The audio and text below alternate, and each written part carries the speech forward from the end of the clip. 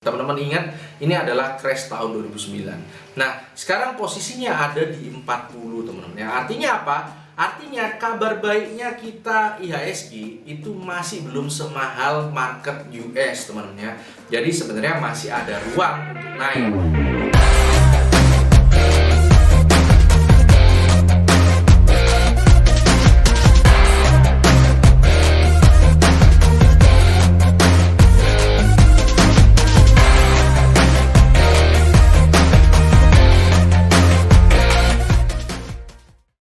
Welcome Smart Investor to my channel Nizar Imam.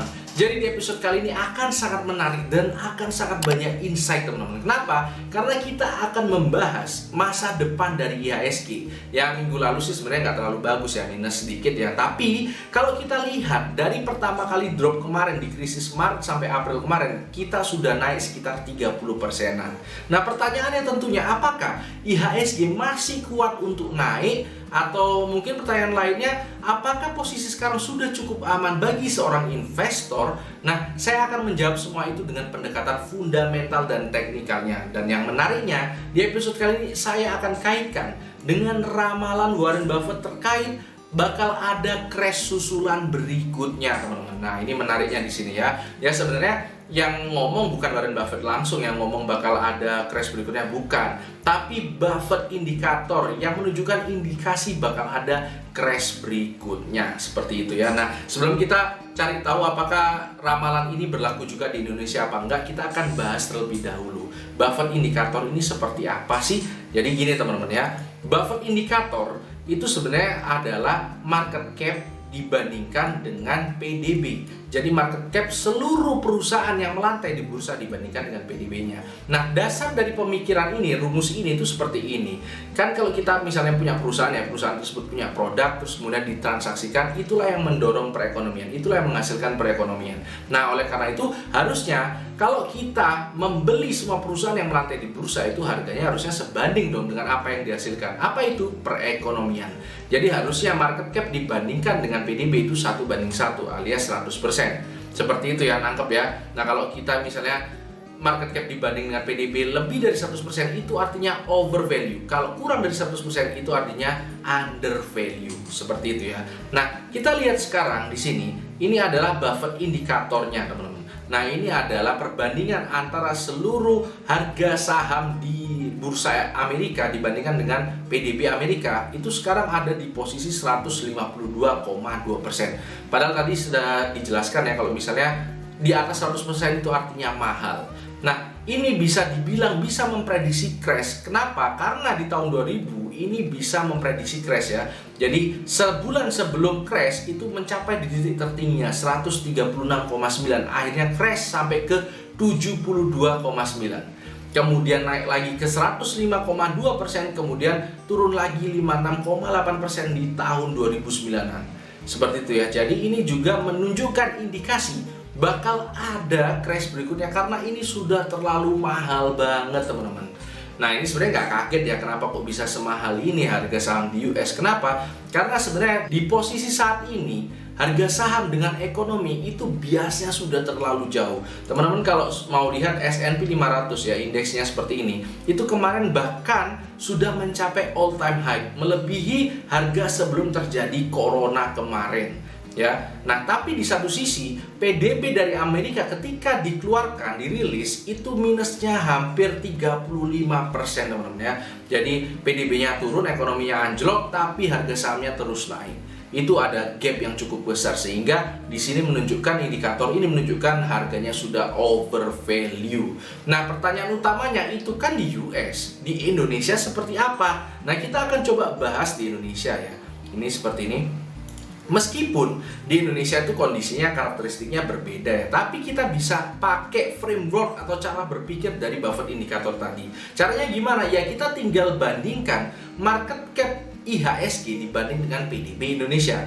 Seperti itu ya. Jadi kita bisa lihat market cap IHSG itu berada di dalam ya website IDX. Kita bisa lihat 6.081 triliun per Jumat kemarin. Ya, itu sekitar 6.081 triliun. Nah, PDB kita bisa ambil datanya dari BPS. Ini ya, teman-teman ya.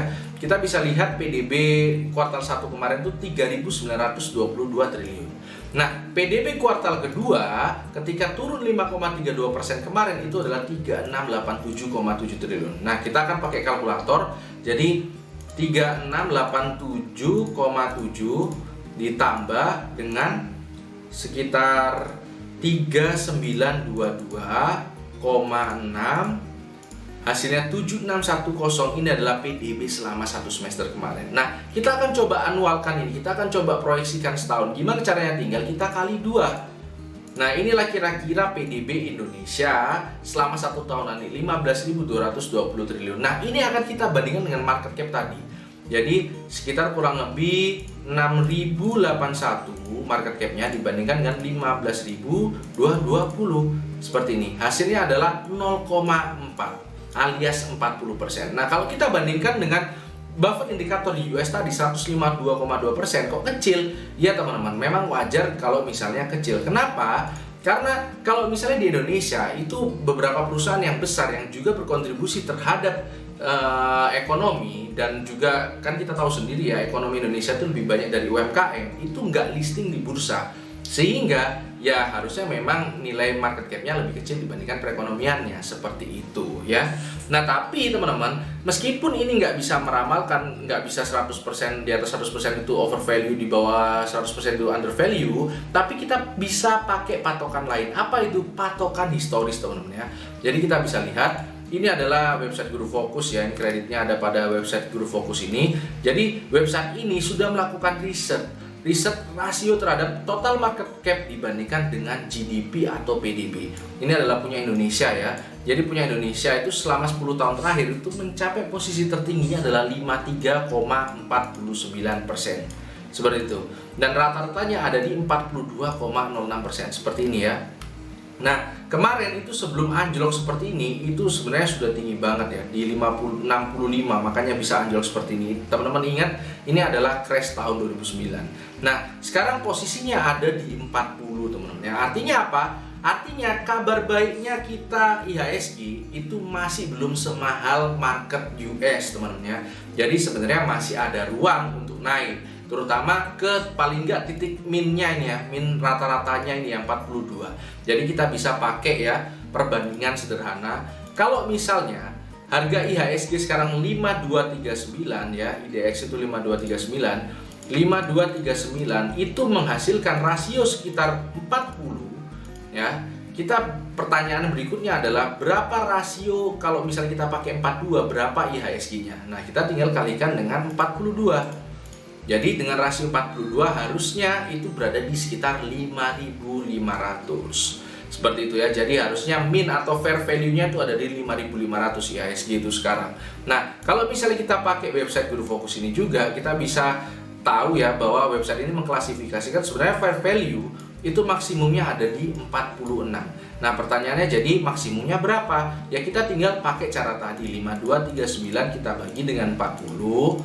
Nah, kalau gitu kita bisa tahu 40-nya adalah 130, kita tinggal kalikan dengan 46. Nah, 46-nya adalah 6.000. Jadi range-nya fair value-nya itu ada di 5.500 sampai dengan 6.000. Itu adalah fair value dari IHSG. Nah, kita akan coba konfirmasi itu dengan pendekatan teknikalnya. Jadi kita bisa lihat di sini, ini adalah grafik IHSG dengan monthly. Kita kan seorang investor ya, jadi kita pakai time frame yang lebih panjang, monthly. Nah, sebenarnya IHSG dari April atau Maret kemarin itu ya, pada saat turun-turunnya itu sebenarnya sudah mengkonfirmasi bahwa IHSG membentuk pola double top, pola pembalikan arah double top. Nah, secara teori double top itu kurang lebih pergerakannya itu seperti ini, teman-teman ya. Jadi habis membentuk double top terus turun, nah akan ada retracement atau pullback ya. Jadi naik lagi sebelum turun lagi. Nah, naiknya itu sampai ke neckline-nya. Seperti itu, teman-teman. Nah, kita akan coba ke breakdown ke struktur IHSG-nya ya. Kita bisa lihat, kita cari tahu dulu neckline-nya di mana. Neckline-nya itu ada di garis biru ini, teman-teman ya. Di puncak di sini dan di bawah minimumnya di sini. Nah, ini ada di sekitar 5.500-an. Nah, jadi harusnya kalau secara teori wajar kalau IHSG masih naik beberapa minggu ke depan mungkin ya, itu sampai ke 5.500-an sebelum akhirnya turun kembali. Nah, pertanyaannya sampai ke berapa turunnya? Turunnya mungkin ya, kalau misalnya kita pakai teori ini juga turunnya itu sampai ke ya lembahnya pada saat gelombang kedua ini ya. Jadi kalau kita pakai di sini, itu lembahnya itu kan ada di sini. Jadi kurang lebih mungkin ke arah 3.800-an lagi. Oh sorry, 4.200-an ya. Mungkin tutup di situ. Kalau kemarin bikin ekor aja, mungkin ini akan tutup di situ, tapi ekornya mungkin bisa lebih dalam. Jadi kesimpulannya, IHSG mungkin beberapa minggu ke depan itu masih bisa naik, mungkin masih sanggup naik, tapi tidak menutup kemungkinan bakal ada crash selanjutnya. Seperti itu ya, karena market-market di luar sana itu sudah kemahalan, teman-teman. Seperti itu. Nah, saya di sini bukan maksud untuk nakut-nakuti, karena posisi saya sebenarnya di saham itu sudah ada 60%-an ya. Jadi saya juga berharap IHSG naik dong. Cuma teman-teman ya, kita harus tahu juga ya, kalau selama ini IHSG bisa bertahan naik terus itu karena disupport. Disupport oleh siapa? Disupport oleh BI, disupport oleh Bursa Efek Indonesia juga. Seperti apa supportnya? Dengan kuantitatif easing, teman-teman ya. Jadi kuantitatif easing ini simpelnya ya, BI itu nyetak uang, terus beli government bonds ya, sehingga government itu dapat duit, dan juga kadang-kadang juga dia menyuntikkan likuiditas ke bank. Caranya gimana? Bank tinggal gadaikan surat utang negaranya ke BI, seperti itu ya. Jadi ini memang disupport oleh BI. Nah, kemudian disupport juga oleh Bursa Efek ya. Jadi dibuat regulasi tutupnya jam 3, kemudian ARB itu maksimal jam 7, itu adalah bentuk-bentuk supportnya. Nah, bayangkan teman-teman ya, ini saya cuma retorika aja ya. Apa yang terjadi kalau support itu tadi yang saya sebutkan semuanya dicabut? Apakah IHSG masih sanggup bertahan? Nah, kalau logika saya, analogi saya, kalau misalnya kita masih sakit, terus kemudian infus kita dicabut, apa yang terjadi? Nah, itu teman-teman, itu adalah retorikanya. Nah, lalu teman-teman, gimana kita sebagai seorang investor harusnya bersikap? Nah, ini akan kita bahas di episode berikutnya. Gimana cara terbaik investasi di momen-momen seperti ini? Itu akan kita bahas di episode berikutnya. Nah, itu teman-teman ya. Nah, saya perlu disclaimer sedikit ya. Apa yang saya sampaikan tadi itu nggak harus teman-teman percaya sepenuhnya ya. Saya ini bahkan bukan fund manager yang punya sertifikasi, bukan teman-teman. Saya juga bukan ahli ekonomi, bukan. Saya cuma menampilkan pendapat saya berdasarkan data dan argumen yang menurut saya cukup solid ya. Seperti itu. Nah, teman-teman punya hak untuk percaya atau tidak ya, seenggaknya bisa jadikan second opinion lah, seperti itu ya teman-teman ya. Oke, mungkin episode kali ini itu aja ya. Jangan lupa komen, like, dan subscribe, dan juga follow Instagram saya, karena saya akan bagikan insight saya di sana. Oke, karena hidup harus seimbang, tetap cerdas dan tetap santai.